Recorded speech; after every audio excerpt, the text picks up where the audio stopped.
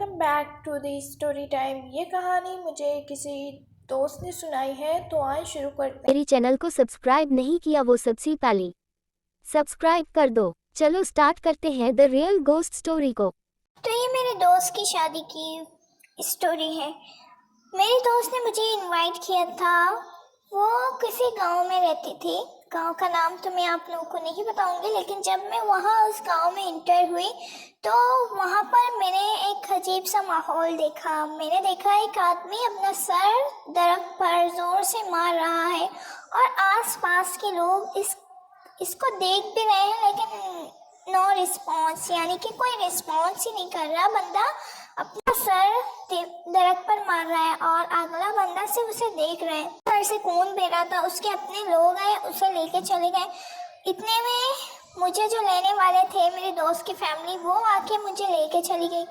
अब मैंने जब अपने दोस्त को ये सारी बात बताई तो उसने कहा कुछ नहीं है, ऐसा होता है, उनके साथ अपना ही कोई मसला है। तो मैंने भी ज़्यादा ध्यान नहीं दिया। मेरे दोस्त ने कहा चलो तैयारियां शुरू करते हैं। मैं भी उसके साथ तैयारी शुरू करने लग गई।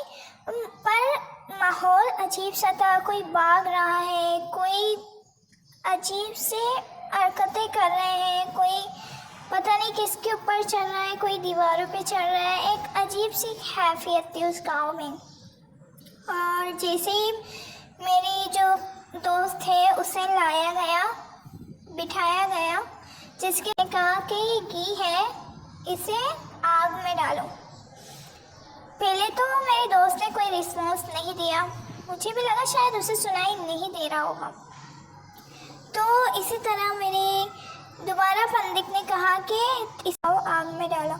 तो मेरे दोस्त ने फिर से कोई रिस्पॉन्स दिया। तीसरी बार जब फंदिक ने कहा तो उसने वो तेल आग में, सारे जो तेल की कटोरी होती उसे पूरा उल्टा करके गिरा दिया और जो तेल थे वो आग में गिरे और आग की छींटें थी उस फंदिक के आँख में भी आ गई थी।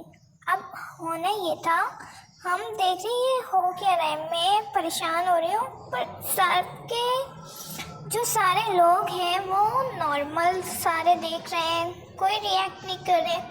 अब मेरे दोस्त थे, वो गोल गोल अपने सर को घुमा रही है, जिसके उसके सर में कुछ आ गया हो। तो मैं देख रही हूँ, मैं उसके हाथ में अलग से नील पड़ रहे थे, पूरा हाथ उसका। तो मैं आगे गई। उन लोगों ने कहा तुम, पर मैंने कहा यार तुम लोग पागल हो, इससे क्या हो रहा है? और तुम लोग पीछे हो, कोई रिस्पॉन्स नहीं। उसकी माँ आती है, उसका घूंघट उठाती है तो उसका चेहरा, उसकी आंखें बहुत लाल सुर्ख होती हैं, उसका चेहरा बिल्कुल नीला पड़ जाता है। तो मैं देख रही हूँ ये क्या हो रहा है, कोई रिस्पॉन्स नहीं यार। उससे क्या हो रहा है मेरी दोस्त को? मैं डायरेक्ट आगे जाती हूँ उसकी, मैं जाके फ़ौरन जाके उसे लाती हूँ। वो थोड़ी बेहतर होती है, फिर वो मेरा गला पकड़ लेती है और पता नहीं मुझे क्या हो जाता है और मैं डायरेक्टली बेहोश हो जाती हूँ। तो उसके बाद जब मुझे होश आता है तो उसकी शादी भी हो चुकी हो और वो अपने जो शादी के बाद जाते हैं ससुराल, वो वहाँ चली गई।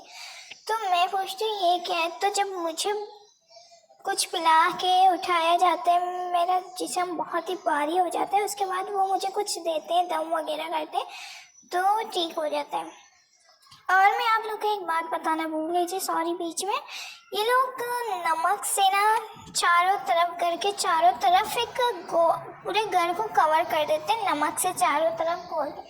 तो जब मेरी दुल्हन पे वो पैरानॉर्मल एक्टिविटी आ जाती है, जिसकी वजह से उन लोगों ने ये कहा है कि नॉर्मल बात है, एक साइड से नमक का जो लकीर है वो अट गया था, तभी इस पे हावी हो गई थी।